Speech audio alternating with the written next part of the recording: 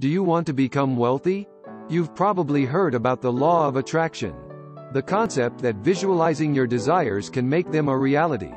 Here are 6 methods to manifest your riches. First, specify the exact amount of money you want to earn. Such as, I will have 100 million in cash by 2025, and I'm grateful and happy. Quote. Secondly, decide what sacrifices you'll make in exchange for that money, like being prepared to give up time with friends, family, or hobbies. Nothing comes for free. Third, set a deadline for when you'll achieve your financial target. Fourth, create a plan and start implementing it immediately, even if it isn't perfect.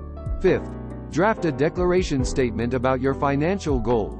Sixth, read your declaration statement twice daily, just before bed and right after waking up, while vividly experiencing the emotions associated with it.